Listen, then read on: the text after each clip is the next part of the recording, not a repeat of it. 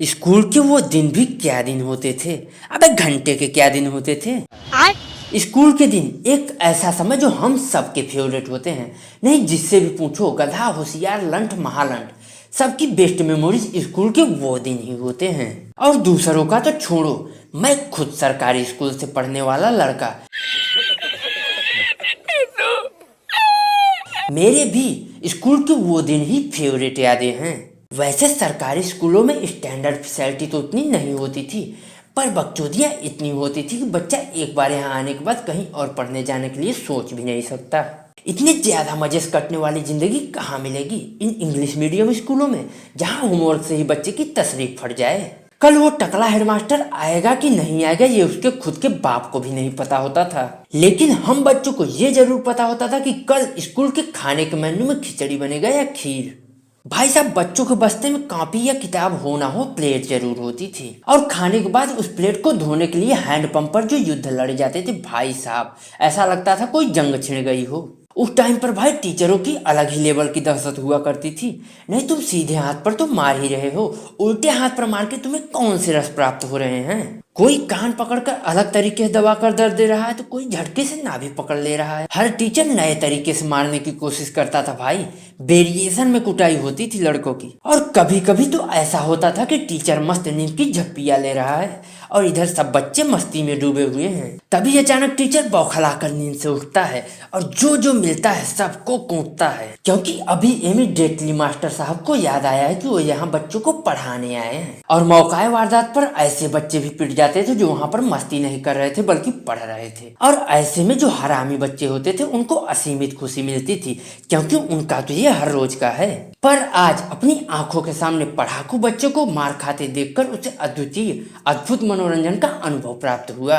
इतनी खुशी मुझे आज तक। फिर गर्मा गर्म हाथ सिकाए के बाद टीचर बच्चों से, चलो किताब खोलो। हाँ, तो कौन सा लेसन पढ़ाना था आज? अबे चूती, तू टीचर है, तुझे नहीं पता है कौन सा लेसन पढ़ाना है? फिर कुछ देर बाद टीचर बच्चों से गाइड बुक वाली किताब मांगते हैं। हाँ, तो इंग्लिश ग्रामर वाली कल किताब कौन लाया था, देना जरा। भाई साहब, उसके बाद टीचर की खुद से खुद की ही कन्वर्सेशन चलती थी। समझ में नहीं आता था कि पढ़ रहा है कि पढ़ा रहा है। कभी कभी ये होता था कि टीचर बच्चों को क्लास के बाहर पेड़ की छांव में पढ़ाने के लिए बुलाता था। एक बार टकला हेडमास्टर पेड़ की छांव के नीचे पढ़ा रहा था, तो सोचो क्या हुआ होगा। हेडमास्टर के एग्जैक्ट टकले पर एक चिड़िया ने हग दिया। फिर क्या था, बच्चों को मनोरंजन का साधन मिल गया।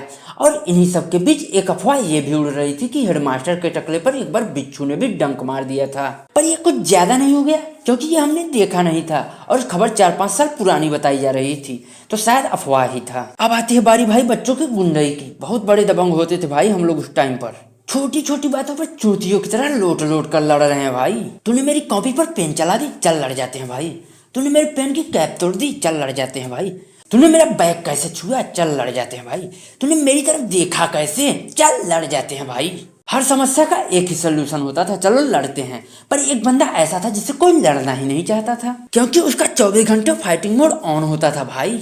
वो घर से निकलते ही अपना टारगेट ढूंढने लगता था और जैसे ही कोई दिखा टारगेट लॉक किया, आजा चल लड़ते हैं। मतलब उसे हारने जीतने की टेंशन ही नहीं है। वो हार गया फिर भी दूसरे बच्चों के पास जाकर खुद को जीता हुआ ही बताएगा। अपनी दिन भर की बकचोदियों से इसका इतना तो हो गया है कि ये ज्यादा हारता ही नहीं है, और ये उन बच्चों से उलझता भी नहीं है जिससे श्योर हो कि ये हार जाएगा। एक बार ये अपने से बड़े बच्चे से लड़ा था, उसने मार मुड़ के इसकी शर्ट फाड़ दी भाई। ये इतना चुतिया था कि अगर कोई लड़का इसे 200-300 मीटर दूर भी जाते हुए दिख गया, ये चिल्लाते हुए उसे आवाज लगाएगा, फिर तार ठोकते हुए उसके पास पहुंच जाएगा और बोलेगा चल लड़ेगा। और लड़का अगर बोलेगा कि मैं नहीं लड़ेगा तो ये जबरदस्ती उससे लड़ेगा। स्कूल में इतने माइंड ब्लोइंग बच्चे थे, कभी रास्ते में खेलने लग गए तो कभी पास वाली नदी में नहाने चले गए। स्कूल जाने ज्यादा फट रही है तो अरहर के खेत में छिप कर बैठ गए। और कभी कभी यही बकचोदी बच्चे स्कूल में बैग रख कर करने चले जाते थे। इसमें रिस्क थोड़ा ज्यादा होता था, क्योंकि अगर हेडमास्टर के पास बैग जमा हो गया तो हेडमास्टर के हाथों 2-4 डंडे मार खाओ, थोड़ा बहुत रोने की एक्टिंग करो और बोलो दोबारा ऐसा नहीं होगा,